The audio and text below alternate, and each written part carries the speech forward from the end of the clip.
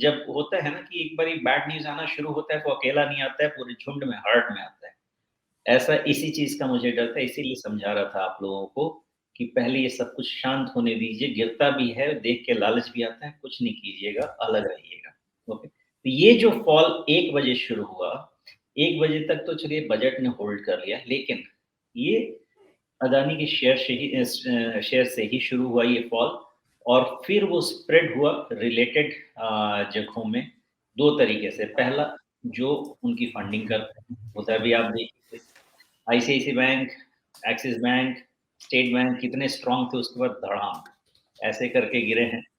Plus sentiment लेके गया, तो ये अपने आप में बहुत बड़ी प्रॉब्लम हो या नहीं हो, सेंटिमेंट बहुत खराब कर चुका है। ये जो हिंडनबर्ग और अदानी का जो अभी चल रहा है, इसके कारण से सेंटिमेंट पे बहुत असर पड़ा है और इसका रिजल्ट आप देख रहे हैं कि मार्केट में ये फॉल हो रहा है डिस्पाइट द फैक्ट ग्लोब अच्छा कर रहा है। तो कारण ये है बजट।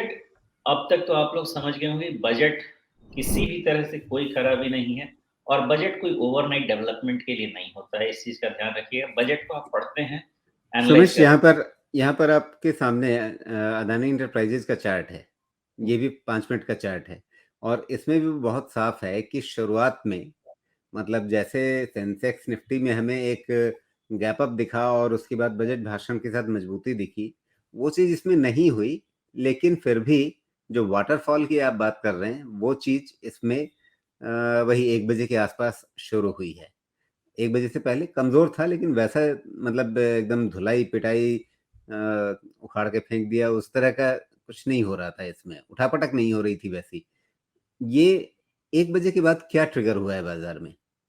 2 चीज़ें हैं। पहली चीज़ तो आप ऐसे समझिए कि मार्केट भी चल रहा है, उधर में आईपीएल भी चल रहा है, तो जनता पहले आईपीएल देखती है, वो खत्म हो जाता है तो मार्केट देखने आती है। दूसरी चीज़ ये है कि 12:30 के बाद फिर जो यूरोप मार्केट ओपन होते हैं, अपने जो एफआईआईज़ एक्टिव हो जाते हैं। तो ये टाइम कोइंसाइड। एक्टिव हो जाते हैं क्या? इसके पीछे ये जो अदानी के शेयरों की आज पिटाई हुई है और उसके चपेट में पूरा बाजार आया, फिर क्या इसमें आप एफआईआई सेलिंग को ही मुख्य जिम्मेदार देख रहे हैं?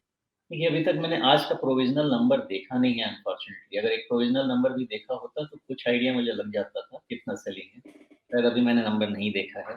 लेकिन बहुत चांसेस है कि ओवरऑल उस सेलिंग का भी असर रहेगा। अगर 1 12:30 1 बजे जो मिड डे में सेलिंग आती है, मोस्टली वो फॉरेन सेलिंग आती है, वहीं से शुरुआत होती है, बाकी परकोलेट होता है डोमेस्टिक साइड में बिकॉज़ एक एक रीज़न होता है सेंटिमेंट, दूसरा रीज़न होता है यहाँ मार्जिन। देखिए एसबीआई का चार्ट, ये भी बिल्कुल ये बाजार की तरह से चल रहा है। मतलब शुरुआत में ठीक ठाक था, बजट भाषण के साथ बढ़ना शुरू हुआ और उसके बाद 1 बजे के बाद से एकदम से इसमें भी गिरावट आई, जिस तरह से पूरे बाजार में आई, अदानी ग्रुप के शेयरों में आई।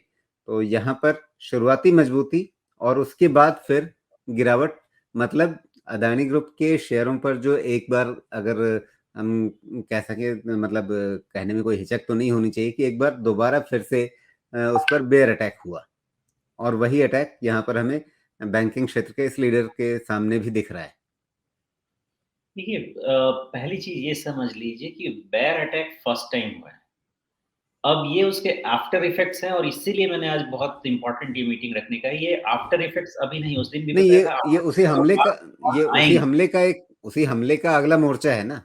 हाँ, उसका फल है क्योंकि अब मार्जिन कॉल्स, प्लेज ये सब बहुत सारी चीज़ें ट्रिगर होने वाली हैं, अब उसका नतीजा दिखेगा और ये नतीजा ऐसा है कि आज से ये पूरा-पूरा आपका मार्जिन कॉल का सिचुएशन दिखने लगा होगा। पहले लगा कि नहीं मार्जिन कॉल 1 आध दिन में खत्म हो जाएगा, ऐसा नहीं होता है। मार्जिन कॉल का चक्कर अभी और बढ़ेगा, 1-2 दिन और चलेगा। ये मान के चलिएगा कि हर सेलिंग का मल्टीपल राउंड्स होता है, इसलिए कि सेलिंग भी होता है तो कहीं जाके ओवरसोल्ड होगी।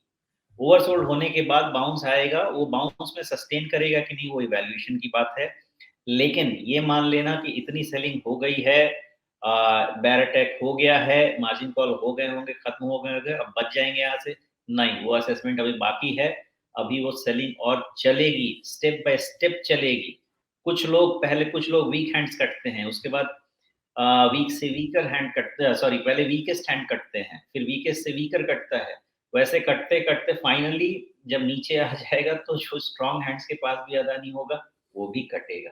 फाइनली होता ये है कि थोड़ा जो लीवरेज रहता है चीज़, स्ट्रॉन्ग प्लेयर्स लास्ट में होल्ड करके रखते हैं, लेकिन वो भी कटता है। एंटरप्राइजेज़, अदानी एंटरप्राइज़ कल तक किसी तरह की कमजोरी दिखी नहीं। एफपीओ खत्म हुआ, फिर से उसका जो नतीजा था वो देखने में आ गया है। आज 30% गिरा ना शायद।